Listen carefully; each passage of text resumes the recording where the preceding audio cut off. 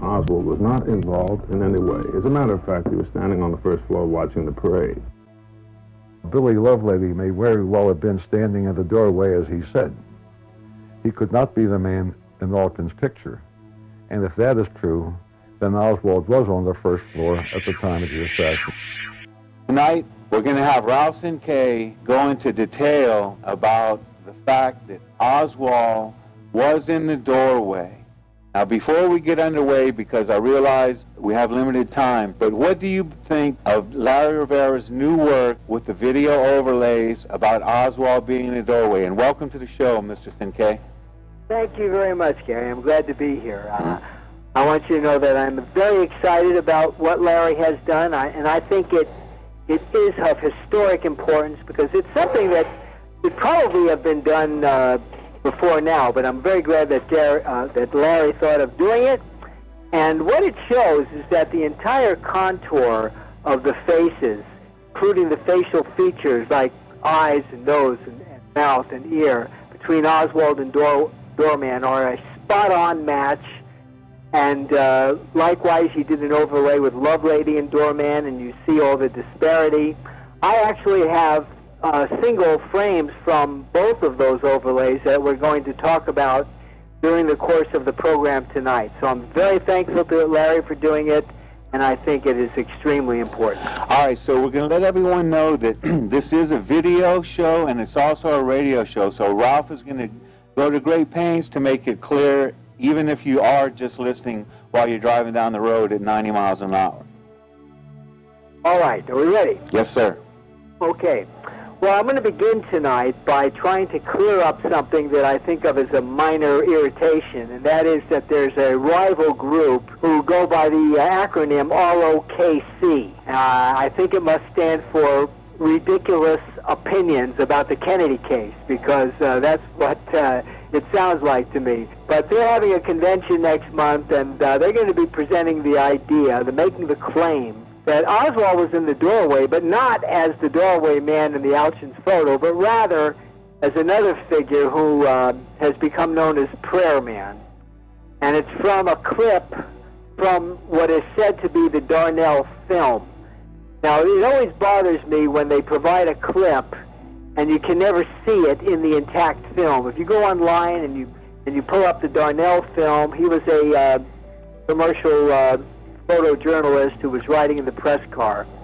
I think he worked for NBC. And he shot some footage. And you can watch his film. It's about half a minute long. But you don't see this clip of Prayer Man in it. It exists only as a separate clip.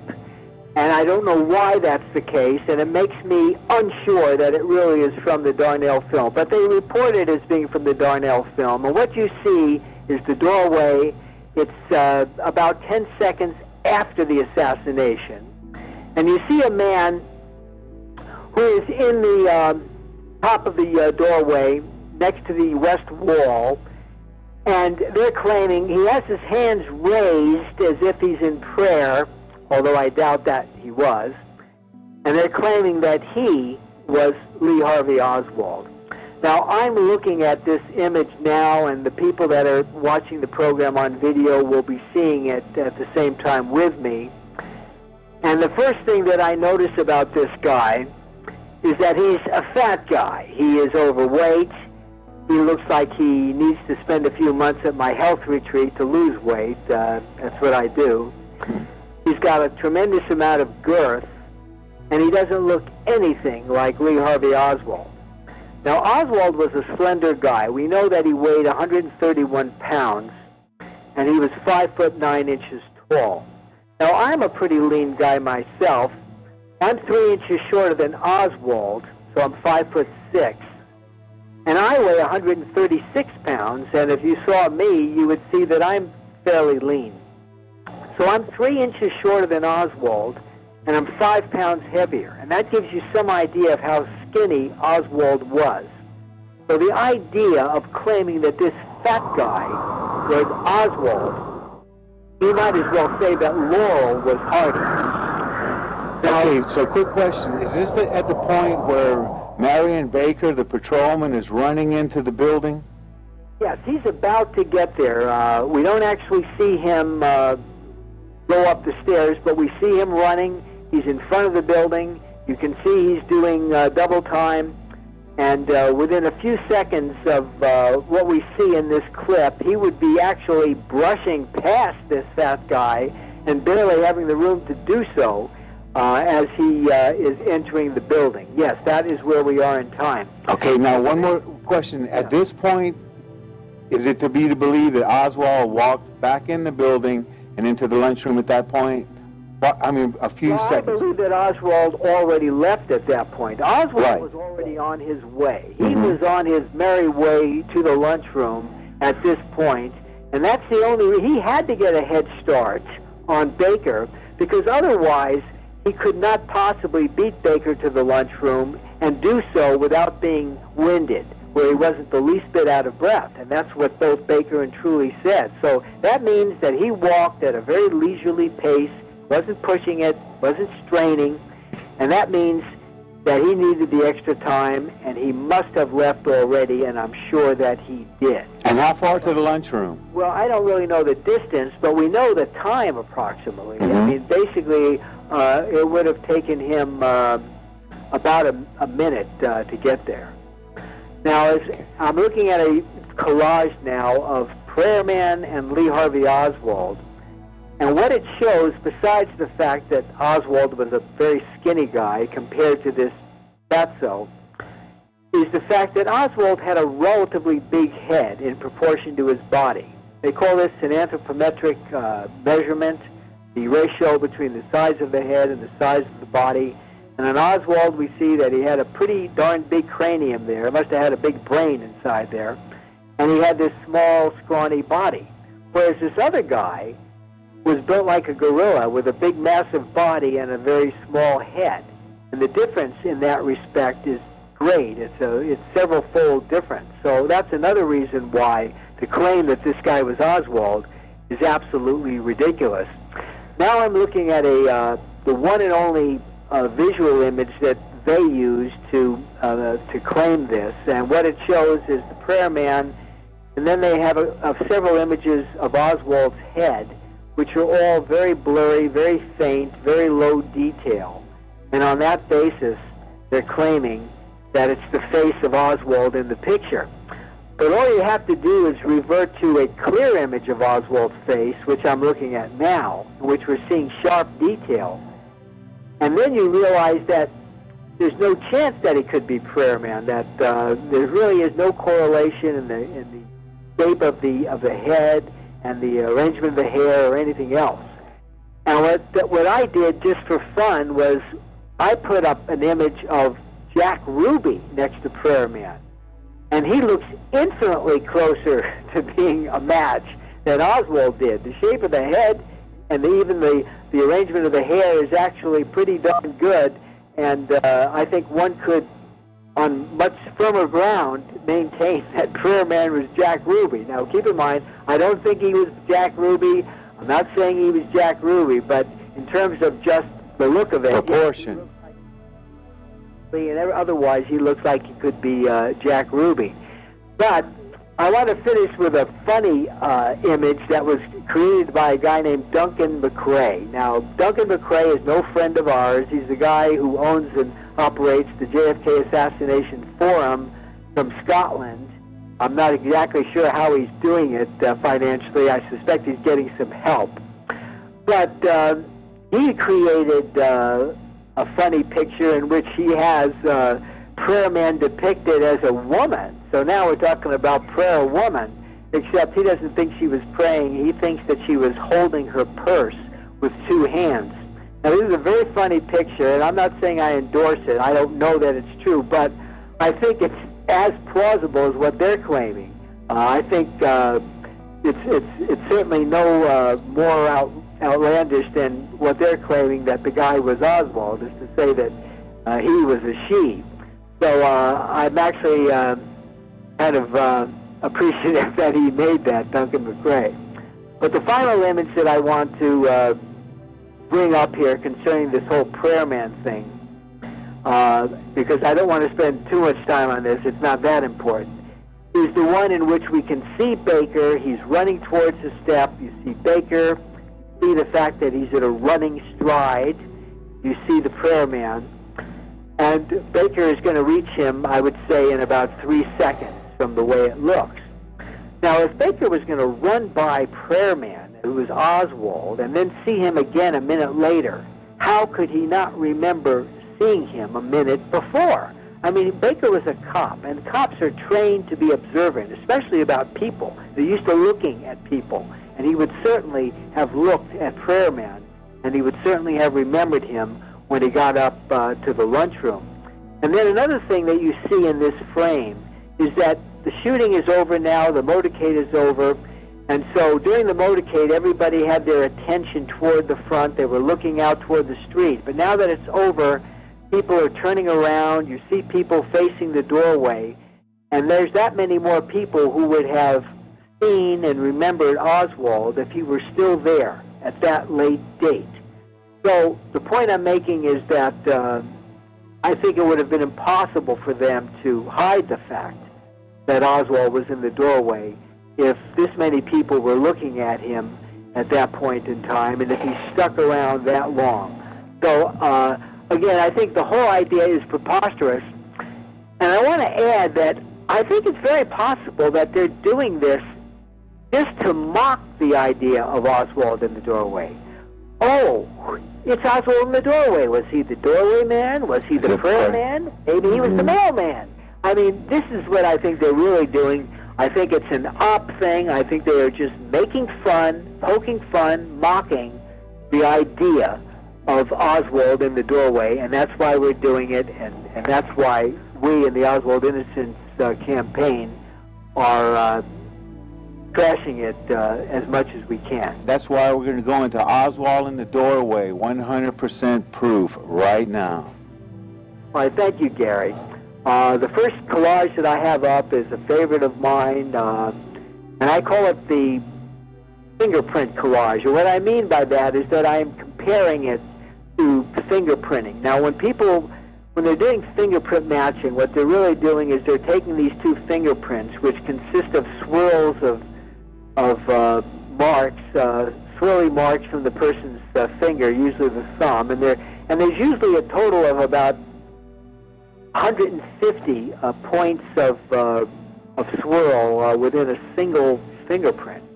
You know how many it takes to actually comprise a match where they're going to be willing to say, yes, based on what we found, we can say that it's the same fingerprint? Well, I was surprised at how few it takes. Sometimes in court they've been able to do it on the basis of just 6 points of match. I've been told that the FBI requires just 8 points of match, and once you get up to 10 or 12 points of match, it's considered absolutely certain that it's the same fingerprint. Now, it's very much the same way when you're comparing photographs, because the truth is that nobody photographs exactly the same from one picture to the next. The angle is different, and your hair is different, and other things are different, and just the way the picture captures you can be different. So we don't even need a perfect match, but what we have are these points of match between Oswald and Doorman. Same ear, same eyes, same nose, same mouth, same chin, same neck, same build, same shirt, same T-shirt, same weight, same shaped face, same cuff, same unbuttoning of the shirt, same shirt sprawl. Now, these are the ones that I've marked, and it's not exhaustive. There could be more, but there are so many distinctive points of match between Oswald and the Doorway Man that it is absolutely impossible for them not to be the same man. Now, the next collage that I'm putting up and looking at now is what I call the eye collage. This is the one I used to demonstrate that the man in the doorway had Oswald's eyes. And what we notice is that there's very little space between his eye and his eyebrow. You notice it particularly on the inside of the eye, meaning the side closest to the bridge of the nose, that the eyebrow is just sitting directly on top of the eye. You don't even see any eyelid or any skin in between. And it's exactly the same on the Doorway Man. On Oswald, unfortunately, he had a swollen left eye because he was hit in the eye, and it's all swollen up, and that affected his left eye, so we can forget about that one. But on the right eye, that's the one where you see the exact match where the eyebrow is exactly on top of the eye, and there is no space in between.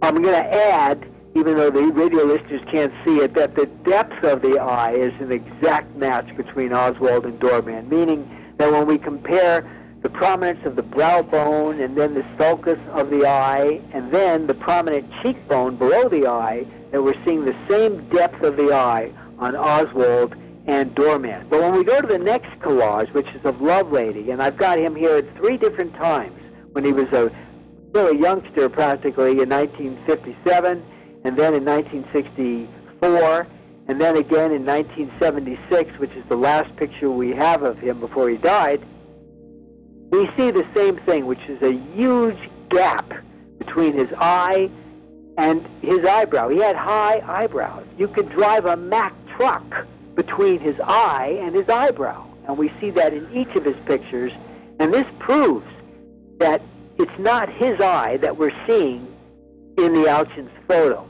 Now, the next collage, which I'm looking at now for the video viewers, is what I call the nose collage, because this is the one that proves that Doorman's nose was Oswald's. I start by looking at the image of Oswald in this collage, which is in the center. And what we notice is that Oswald had very big nostrils, and they were also very exposed. The way his nose was chiseled resulted in the nostrils kind of standing out, sort of like the nostrils of a racehorse. Now, on Lovelady, who's on the right, as we're looking at the collage, he had a very, very different nose. He had much more bulky cartilage on the tip of the nose. His nostrils were smaller. They were not only smaller, but they were also less exposed. You hardly see them at all. You almost have to wonder how the guy was able to breathe. Maybe he was a mouth breather. So that represents a very stark difference in the noses between Oswald and Lovelady. But when we look at Doorman, what we see is a darkness underneath his the right side of his nose. Now, when we look at Doorman, we're looking mostly at the right side of his face, and when we're looking at his nose, we're looking mostly at the right side of his nose. So that darkness represents the length and the exposure of his right nostril. And there is no way that Lovelady had a nostril like that. There's no way it would have been photographed like that. And that is absolutely and definitely the nostril of Lee Harvey Oswald that we are seeing on the Doorway Man. And I'm sorry for the radio listeners that they can't see this, but it is very, very, very evident. It jumps out at you that you're seeing nostril there that could only be that of Lee Harvey Oswald. So that's the nose collage. Now, the next collage is what I call the ear collage. This is an excellent match. We're seeing the same ear on Oswald and the Doorway Man. That includes the shape of the ear, the size of the ear, the pitch of the ear. That refers to the angle to which the ear is, you might say, pitched away from the head. Remember, your ear isn't flat against your head. You wouldn't hear very well if it was. But people are different in how much pitch that they have. We're seeing the exact angularity here between Oswald and the Doorway Man. We're also seeing the same tapering down to the lobule, which is the fleshy part of the ear at the bottom, where people put the earrings. That looks exactly the same on Oswald and Doorway Man as well. So that is definitely the ear of Lee Harvey Oswald. Now the next collage is what I call the core collage, because it consists of just the core of the faces of the doorman, of Oswald, and of Lovelady, who is on the right. And starting with Oswald, again we see the very, very, very close approximation of the eye with the eyebrow, and we also see the very long, flared nostril, which resulted in much more nostril presence in the photo than we see on Lovelady, who had practically no nostril presence. And in this core view, we really see the highness of his eyebrows. I mean, he just had such a big space between his eyes and his eyebrows that is opposite to what we see on Oswald. And then when we go over and look again at the Doorway Man, again, we're seeing that close approximation, the eyebrow, the eyes. We're seeing again the big nostril underneath the right side of the nose. Again, this core collage shows the match between Oswald and Doorman, and Lovelady is the odd man out. Now the next collage that I'm looking at is what I call the neck collage. Now we cannot see anything of Doorman's neck because it's completely shrouded in shadow. However, the one thing we can see is the length of it. And that's a good thing to see because people are very different in how long their necks are. You got people with long giraffe-like necks. You got people with very, very short necks. For example, the man between Doorman and the Alchins photo, who is on the left in this collage, he happened to have a very short neck. And everyone looking at this now, I'm sure, can see that with me, that you see his chin, and then you see his collar, and there's very, very little neck in between.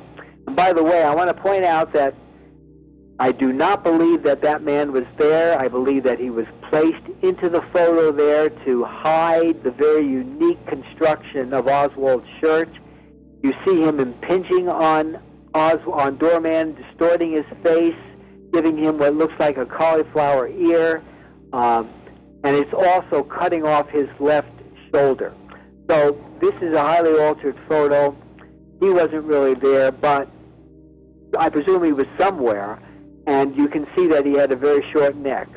On Oswald and Doorman, we're seeing exactly the same length of the neck. And another thing that we're seeing is the same pose, which is that he was grasping his right hand with his left hand. He was clasping his hands in front of his body. Now, this is a very familiar pose. We've all seen it before. I like to refer to it as the Jehovah's Witness pose because I can think of times that Jehovah's Witnesses showed up at the door proselytizing, and you'd see a guy in a white shirt and a tie, and he'd be standing there with his hands clasped in front of his body. It's a very peaceful pose. It's a way of demonstrating humility and peaceful intentions. So I think that's why they do it. And Oswald had the very, very deep-seated habit of standing that way. We have many images of him standing like that in the last 2 days of his life. He was even standing like that when Jack Ruby shot him. Even though he was handcuffed to one man, he was still clasping his hands in front, left over right, his left hand just basically folded over the wrist of his right hand. He's doing it here as he's standing in the getting ready to enter the lineup, and he was doing it in the doorway as he was watching the motorcade. Same guy, same stance.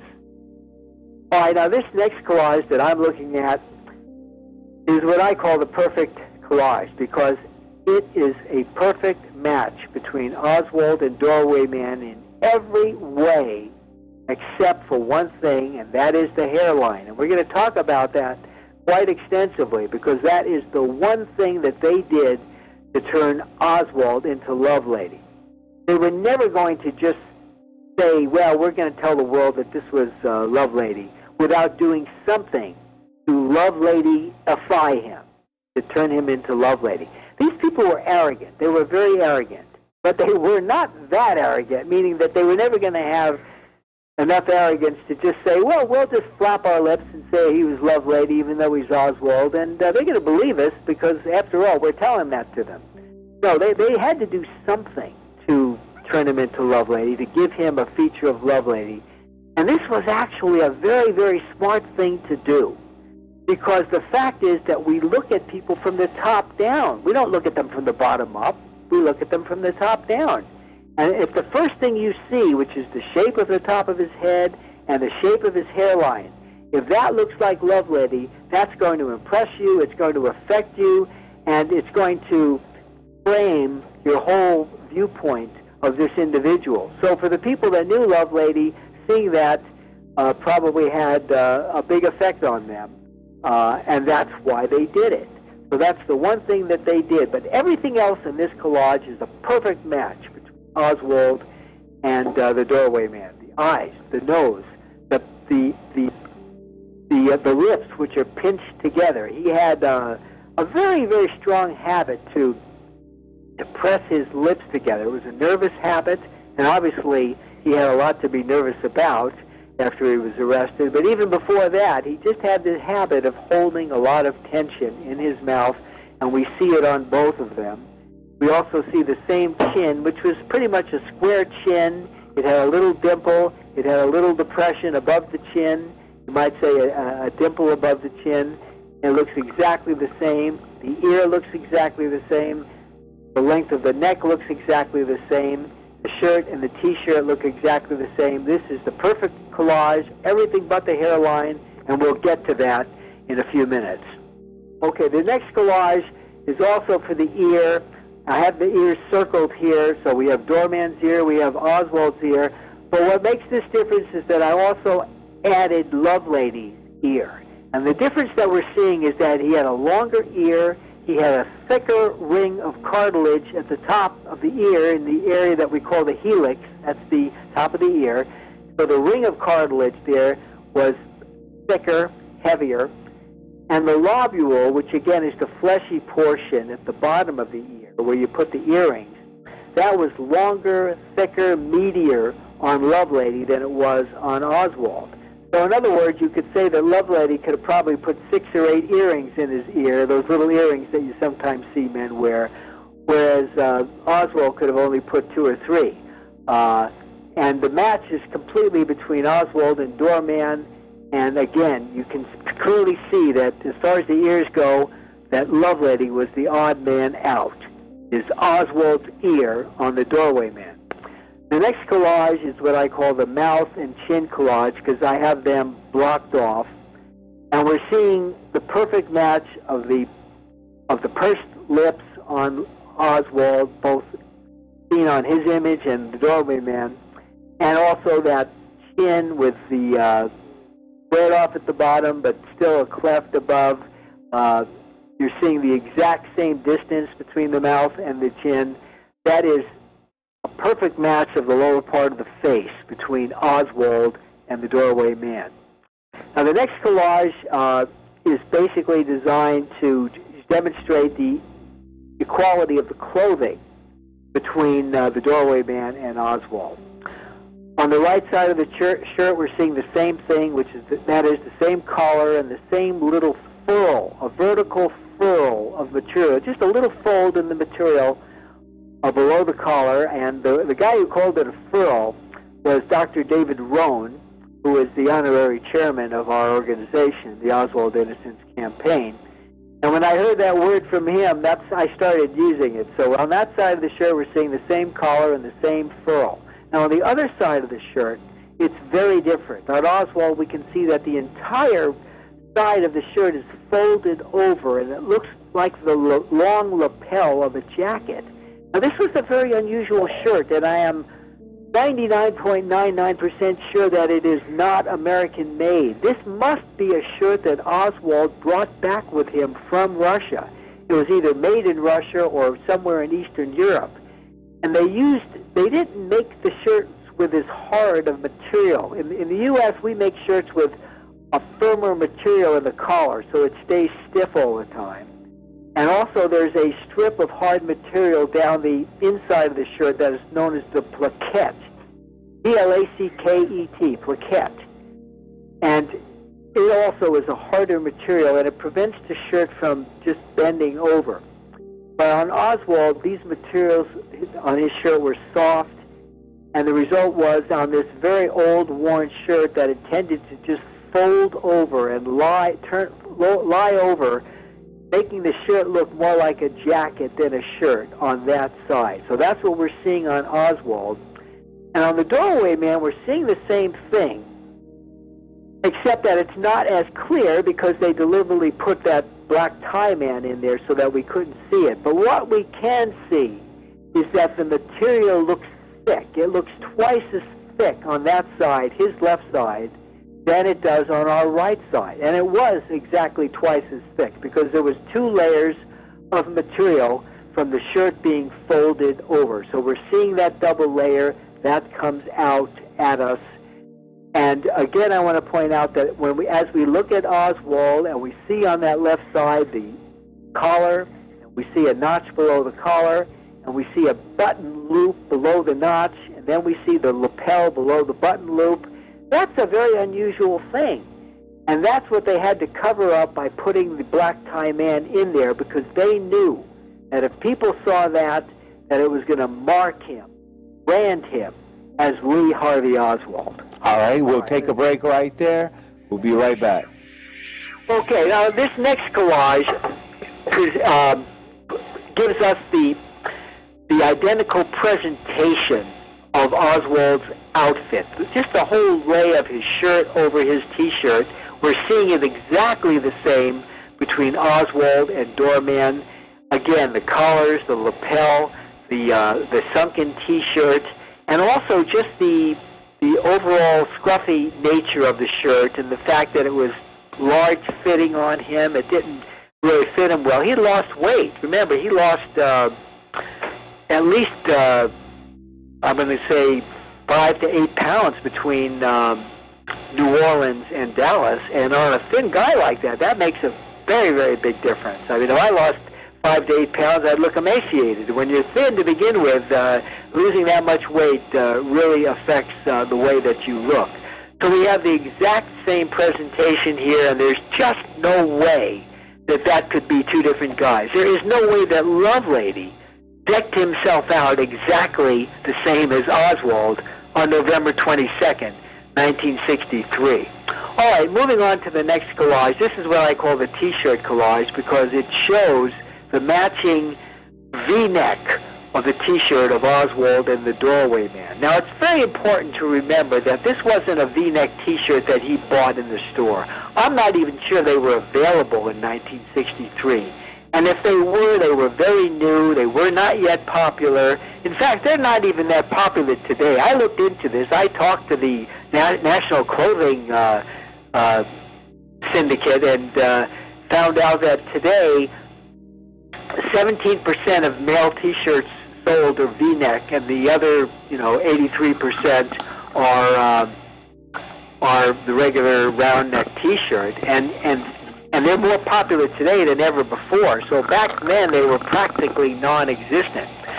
The way Oswald's T-shirt got to be that way is the fact that he had the habit of stretching his T-shirts. He would place his thumb or his fingers into the margin of the T-shirt, and he would tug on it. This was a habit that he had. And over time, he would stretch his T-shirts. He would damage the fibers and actually stretch them out so that when he wore them, they would hang lower and look like a V. That's all we're saying. And we have at least 5 or 6 images of Oswald in which you can see that his T-shirt hung down like that. So in this collage, we see this notch or this V on Oswald as he's being led along in the hallway of the police department, and we also see it identically on the man in the doorway. Same man, same T-shirt. All right, now this next collage, very important because I've been at this now for 4 years, and I can tell you that there's only 2 things that they've ever claimed match between the Doorway Man and Lovelady. And those two things are the hairline, and I'm going to get to that at the end because that's very important, and I'm going to explain why the hairlines match between Lovelady and Doorman. And the only other thing is the pattern of the shirt. They keep saying, erroneously, that Doorman is wearing a plaid shirt like Lovelady. Well, first of all, Lovelady didn't even wear a plaid shirt. He wore a short-sleeved striped shirt, vertical striped shirt. It's a long story, but all the pictures of Lovelady wearing a plaid shirt are fake. Not one of them is real. But, nevertheless, they still claim that Doorman's pattern is a match to the shirt pattern of this phony Lovelady. But I want to point out that even that isn't true. Lovelady is wearing a plaid shirt, and what plaid means is checkered. And what checkered means is that you've got lines on the shirt that are horizontal and vertical, and these lines cross, and they form boxes. So that's what you see on a plaid shirt, is a field of boxes. And I can see so many boxes on the Lovelady shirt that I think I could get pretty close to playing a game of checkers on it if I had somebody else to play with. That's how many boxes we could see. It's a checkerboard pattern. Now, when we look at Doorman's shirt, there is not one single box. There is nobody who can point to that shirt and call it any area of it a box. What it is just a vague, hazy area of contrast where we're seeing some light and dark. And that's why I added the image of Oswald that we see, because it shows that he actually wore a shirt that had some contrast. He wasn't wearing a solid shirt. He was wearing a very grainy, woven tweed shirt, which had a very fine, grainy pattern. In other words, it did have lines. They were fine lines, but it had lines. And it also tended to reflect the light. It was an old shirt. It had worn, shiny spots, and when they were in the bright sunlight, they would actually reflect the light, and you can see areas on the shirt where it looks white. Even though it was a relatively dark shirt, you're seeing these little patches of whiteness on it, and that was the light reflection. So when we look at the Doorway Man and we see the contrast in his shirt, and yes, he did have contrast, what accounts for that contrast is the grainy pattern of Oswald's shirt, plus the light reflection from the worn, shiny areas of the shirt, and also just the haze and distortion that resulted from blowing the image up into what we see. Remember, the Auschwitz photo is a very small photo, and the Doorway Man in it was so small that, I mean, it was a very, very small fraction of an inch. That was it. So here I am looking at it blown up to where it's about 4 inches big. Now, when you blow an image up, you're stretching the pixels, you're creating distortion. So much of what we're seeing here is just that, distortion. So basically what I'm saying is that for the last 20 years, they've been equating Doorman's shirt to Lovelady, and what they're really looking at is mainly just distortion and light reflection. The fact is there's no match between Doorman and Lovelady, not to either of the shirts that he was wearing. The match is to Oswald's grainy, worn, light-reflecting shirt. That's what we're seeing on the Doorway Man. All right, now, I'm very happy to get to the first of two images from the recent work of our chairman, Larry Rivera. These are both overlays of Oswald and Doorman first, and then Lovelady and Doorman second. And what I tried to do, particularly with this first one of Oswald and Doorman, keep in mind that what Larry did was create what's called a GIF. That's spelled G-I-F. It refers to a file in which a series of still photographs are sequenced such that it looks like a short movie. You actually see it moving. You see it changing. You see it going from one to the next, and it's really like watching a movie. And this is how movie cameras worked in the early days. Like in Zapruder's film, all that thing did was just take a series of still pictures and then run them together. So that's what we have here in this GIF. And so what Larry did was, he started with the Doorway Man. We see him just as he was. And then he gradually imposed the image of Lee Harvey Oswald over it. So finally, at the end, you're looking at the image of Oswald. But what I did was try to take a frame right from the middle of it. So as I'm looking at this, he really looks like a hybrid of being half Oswald and half Doorway Man. You're seeing the image of Doorway Man, but you're also seeing the image of Oswald, and you can really see how they are sort of merged and fused together here. But the point is that all of the features are lying on top of each other in perfect coordination. Ears, the eyes, the nose, the mouth, the chin. And not only those features, but the jawline itself on the right side is a perfect overlay, and we don't really see the jawline on the other side since he's turned away from us on that side, but we are seeing the contour of his face on that side, and that's a perfect overlay too. So Larry Rivera really scored with this overlay. I mean, there is simply no way that Oswald and Lovelady had the exact same face. I mean, they would have had to be identical twins for that to be true, and they weren't even close to being twins. They didn't even look like they were related to each other, never mind twins. So this proves, more than anything else that I or anyone else has ever done, that Lee Harvey Oswald was the Doorway Man. Now, the second frame that I have from Larry's work is the one of Lovelady and Doorway Man. And this particular one, we're seeing a bit more of Lovelady than we are of the Doorway Man. But what it shows is a complete disparity, where we see this big honking nose with very little visible nostril on Lovelady. We're seeing the eyes, where you could drive a Mack truck between the eye and the eyebrow. We're seeing this big ear that stuck out more than Oswald's did, with the large cartilage in the helix and the long, very, very meaty-looking lobule.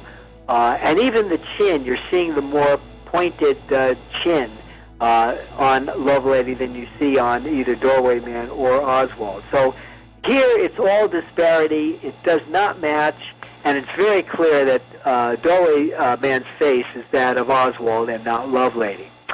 All right, now we're going to get into a subject that is near and dear to my heart, which is the fact that they altered that photo by moving what I call the crown, or you could even say the cap, of Billy Lovelady over to Oswald, so that they could Lovelady-ify him, the term that I invented. So I have a collage here in which I basically put back the top of Oswald's head, and it shows what the Alchins photo must have looked like before they messed with it. And then I have next to it the Alchins photo, the Doorway Man, as we're used to seeing him. And there really was a big difference in the shape of the head between Oswald and Lovelady. Lovelady had a very round top of his head. He was very simian-looking. Oswald, in comparison, had a much more geometric-shaped head. It was a bigger head. He must have had a bigger brain. His head was more jutting. And, of course, his hair was very different. For those that are seeing that, I'm sure that they can see that it makes a big difference in his presentation when we restore the proper top of the head to Lee Harvey Oswald. Now, here's what happened. They were looking at, the alterers were looking at the Alchins photo, and they must have known that Billy Lovelady was standing next to Oswald. Yes, to some of these listeners out here, you may not realize it, but Lovelady was actually standing on the top landing. He admitted that. And he was standing just east of Oswald. Oswald was standing in the center, and Lovelady was standing next to the east wall. And Lovelady, there was so much light streaming in, and believe me, I've been there in late November on a sunny day, and it is very, very intensely bright in that doorway, and the sun was so glaring that he had both hands on top of his head, and he was using them as a visor to shield his eyes from the bright sun. But because of that, you don't see Lovelady's hair at all in the Alchins photo. And for somebody who was looking at it to alter the photo, they wouldn't know from looking at it what hair he had. So I think what must have happened is that they had a file on him. It was probably from his Air Force file, And it showed a picture of him from when he was about 20 years old. Now, he was 26 years old at the time of the assassination. And they didn't think about the fact that his hairline might have changed a lot in just 6 years. I mean, after all, 26 is still a pretty young guy. I mean, even for men who go bald, usually by 26 they still have most of their hair. So they probably figured out, what the heck, we'll just assume he had the same hairline, that he has the same hairline now that he had when this picture was taken. Well, they blew it. He didn't. The fact was he had lost a lot of hair between 1957 and 1963, and they just didn't know it. So they took his hairline from this photo that I'm looking at right now, and they moved it over to the doorway man. Now, the other side, my opponents will point out that it's a match. It's a very good match, but that's the problem. It's too good a match. Nobody's hair could match this well over 6 years' time, as we're seeing, because hair is constantly changing. It's constantly growing, and in this case, it's constantly falling out. Plus, other things change the way the hair looks. For example, where are you in your cycle of getting haircuts? Are you close to getting a haircut to where your hair is kind of long, or did you just get a haircut yesterday to where your hair is kind of short? Did you sleep on your hair a certain way that caused it to lie such and such? Did you put a certain kind of hair cream or Brill cream in your hair that's making it look oily or not? Is it humid out? You know, humidity affects the way the hair lies. How active were your sebaceous glands? You know, people go through times where their sebaceous glands are very active and times when they're quiet. So there's all kinds of things that change the way the hair looks. And there's no way that over 6 years' time, anybody's hair is going to have the exact same cut, the exact same lay, the exact same style, the exact same everything. And that is what we're seeing here. And it is just too damn good. This is fake. They moved one to the other, and that is what we're seeing. Now, I put up here next the image of the doorway, and we can see Lovelady. I have him indicated. And then you have Oswald. You can see that Oswald was just about an inch taller than Lovelady, and that's exactly how it looks in the picture. But I included this collage because I wanted the viewers to see that you can't tell anything about Lovelady's hair from looking at this. I mean, he was mostly bald, but they didn't know it because they couldn't see it. And of course, you can also see that his face is completely and totally missing. There is nothing there. And I will tell you that this is the only photograph on the face of the earth in which somebody is standing in the sunlight with his hands above his head and his entire face is blackened to total darkness. And that's the reason we call him Black Hole Man, because his face is like a black hole in space that allows no light. This is bogus. They blackened out his face, and that's because they didn't want anybody recognizing Billy Nolan Lovelady. All right, put up next here. Of course, the radio listeners can't see it.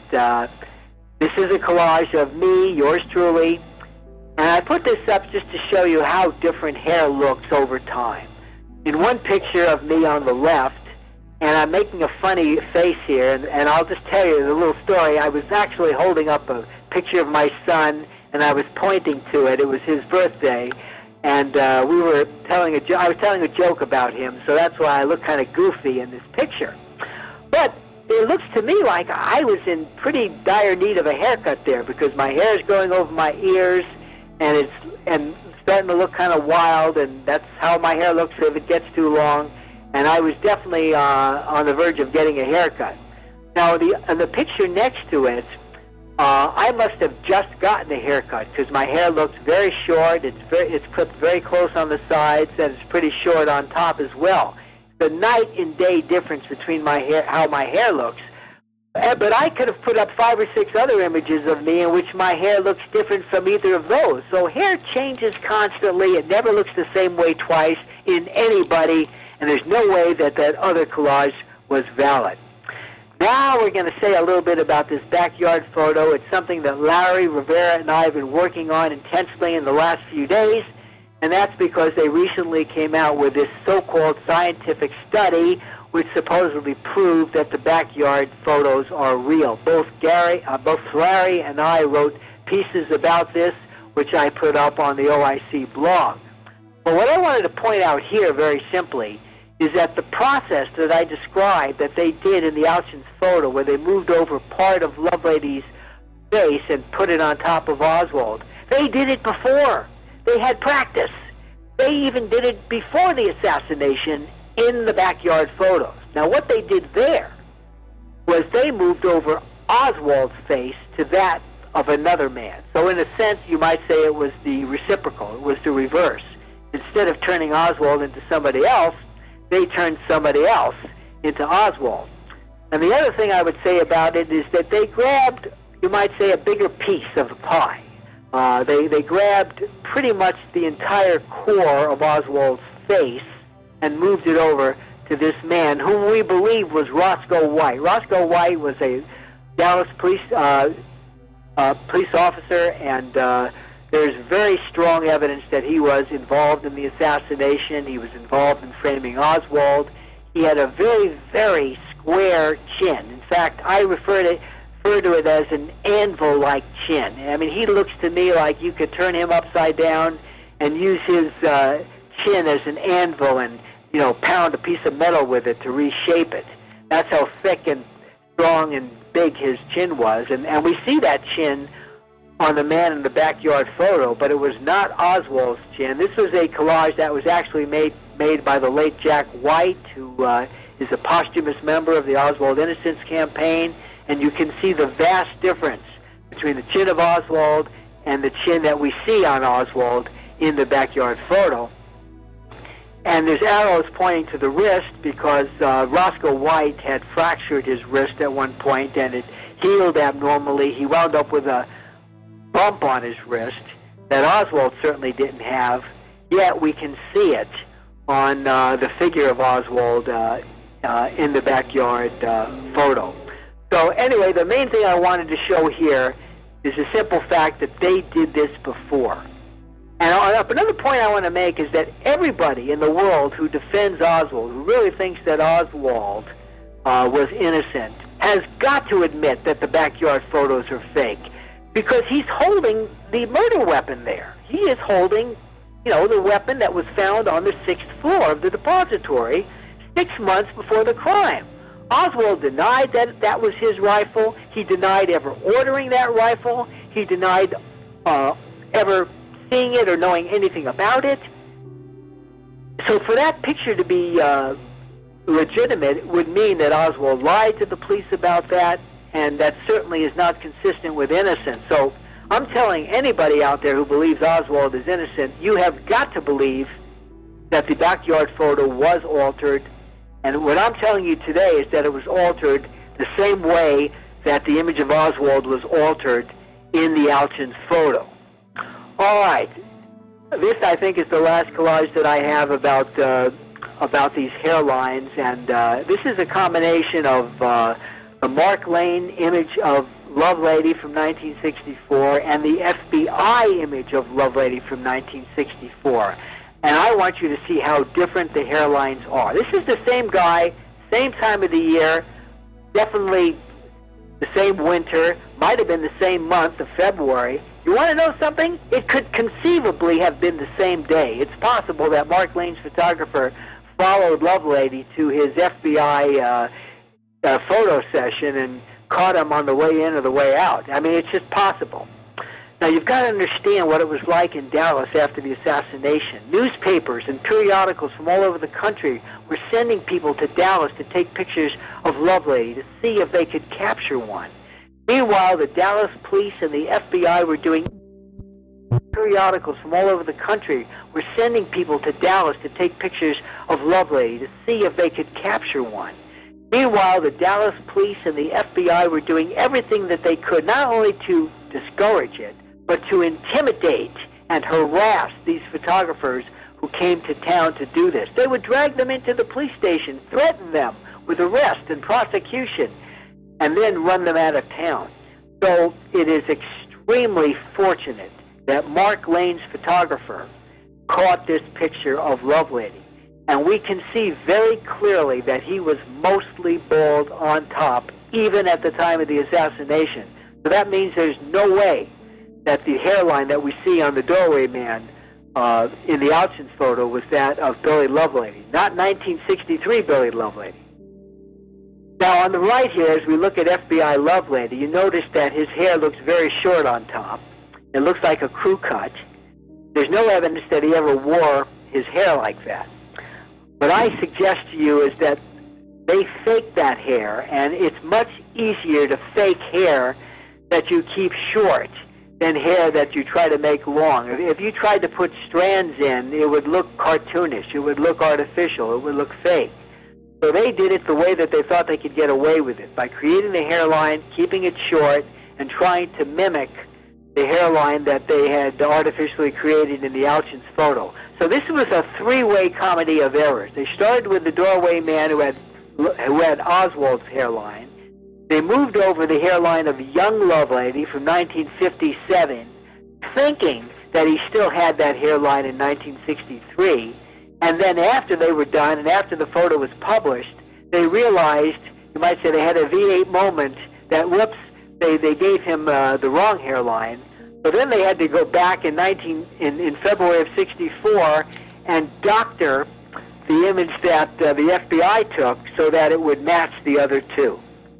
Now, to anybody who disagrees with me, I'm going to point something out to you, that when the FBI created these photos of Lovelady and sent them to the Warren Commission, that was the purpose of making them, why didn't they also send them to the newspapers? They knew that there was interest there. They knew that there was a big demand for images of Lovelady. If they had real images of him, why didn't they also send them to the newspapers and say, here, you want to see Lovelady? Here's Lovelady.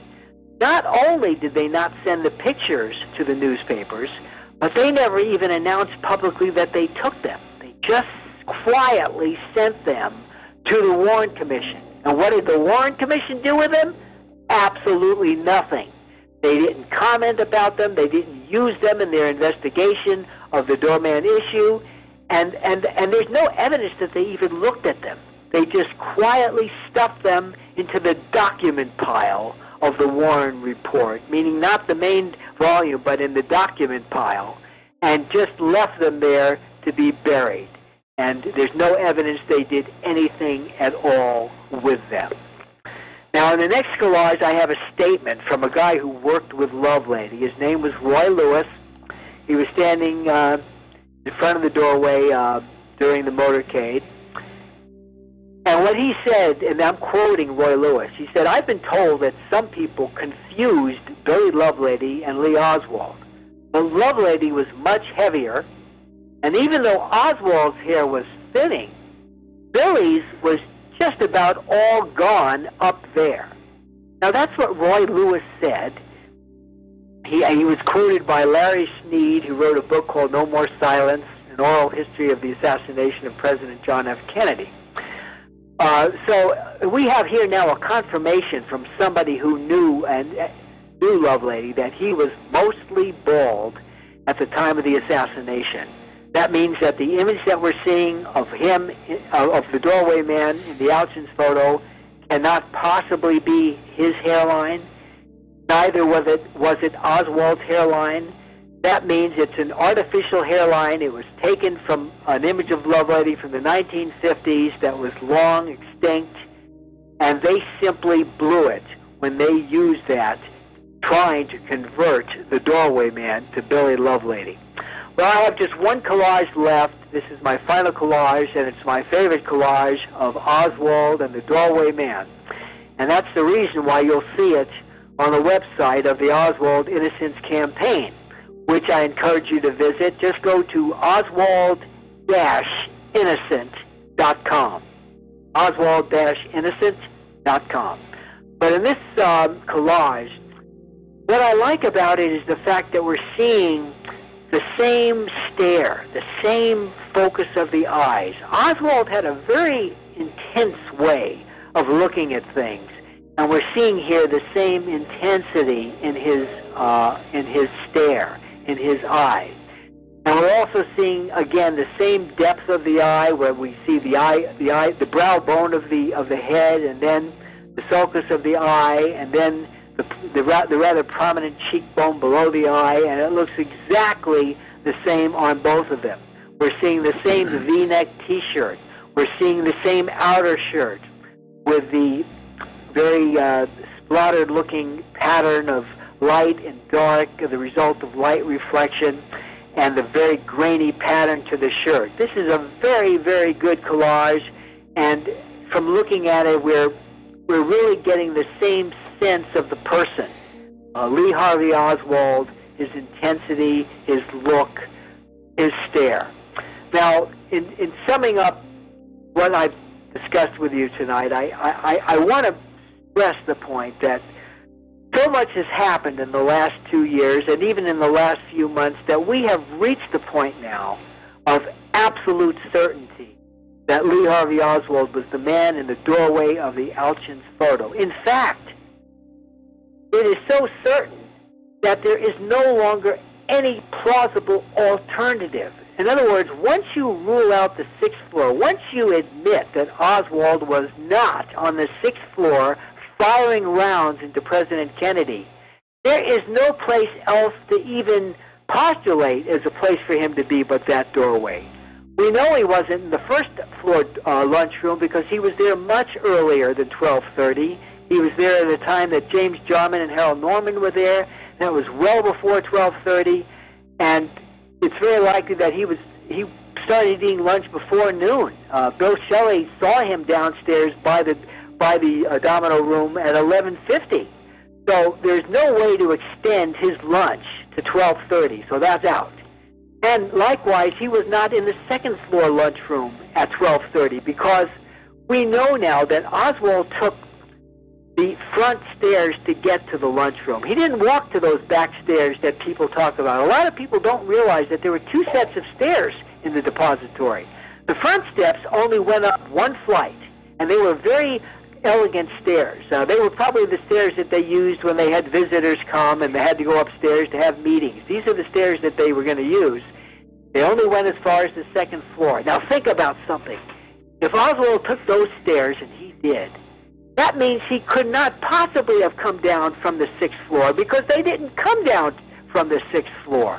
The very fact that he took those stairs proves that he did not come down from the 6th floor. And that's why the official story tells a lie in making it sound like he came down the back stairs. He didn't. He went up these front stairs.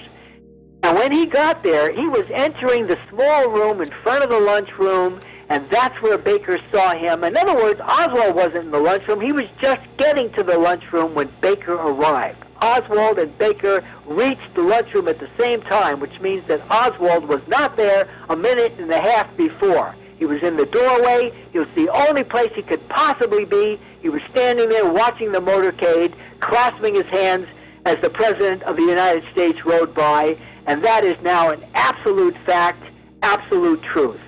Thank you, Gary. All right.